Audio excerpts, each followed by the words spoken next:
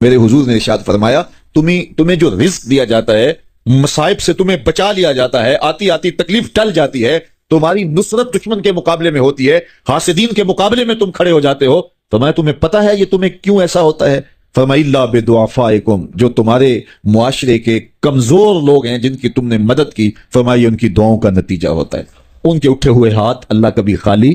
نہیں موڑتا ہے۔ اس لیے لاچار لوگوں کی، دکھی لوگوں کی، بے بس اور بے آسرا لوگوں کی مدد کے لیے کھڑے ہو جایا کرو۔ وہ کسی نے کہا تھا کہ بڑوں کی بڑی بڑی خدمتوں سے وہ سکون نہیں ملتا جو چھوٹے چھوٹے لوگوں کی چھوٹی چھوٹی خدمتوں سے مل جاتا ہے۔ بڑوں کی بڑی خدمتیں بھی کریں تو وہ راضی نہیں ہوتے،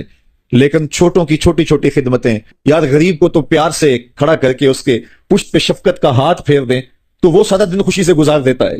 کہ آج جو ہے وہ فلاں صاحب نے مجھے تکریم دی ہے، مجھے عزت دی ہے۔ تو میرے حضور نے فرمایا کہ تمہاری یہ جو مدد ہوتی ہے اور رزق دیا جاتا ہے، یہ تمہارے کمزوروں کی وجہ سے اللہ تعالیٰ تمہارے اوپر کرم فرماتا ہے۔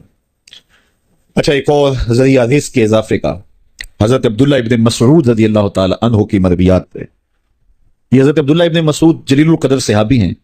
ان کے ہاں بیٹیاں ہی بیٹیاں تھیں۔ اچھا، جب ان کا آخری وقت آیا اور یہ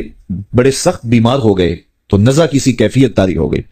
تو حضرت عثمان غنی رضی اللہ تعالیٰ عنہ ان کا حال پوچھنے آئے۔ تو جب حال پوچھا، بیٹھے، گفتگو ہوئی، واپس چلنے لگے، تو حضرت عثمان غنی نے اشرفیوں کی 2 تھیلیاں نکال کے حضرت عبداللہ ابن مسعود کو پیش کی۔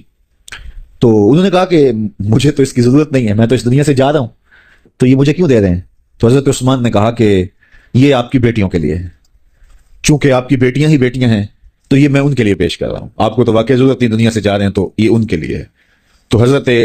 عبداللہ ابن مسعود نے پھر تھیلیاں موڑتے ہوئے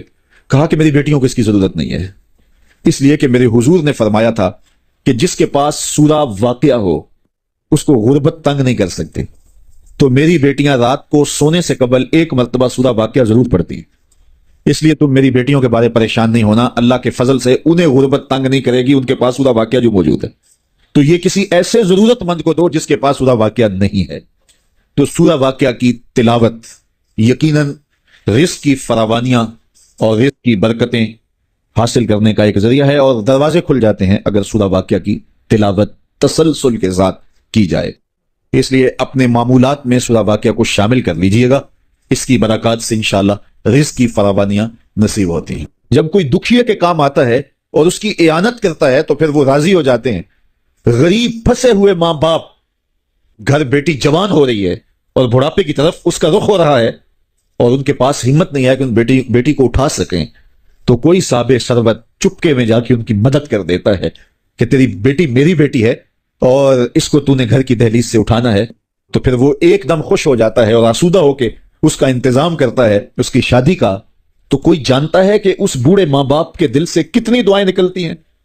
اور اس جو ہے وہ بیٹی کے دل سے کتنی تمنائیں اور کتنی جو ہے وہ نیک جذبات ان اشخاص کے لیے ہوتے ہیں جو ان کی مدد کے لیے کھڑے ہوئے۔ تو کوئی اس کا وزن ہے؟ کوئی وزن نہیں کر سکتا کہ اللہ تعالیٰ اس کی برکت کتنی عطا کرتا ہے۔ تو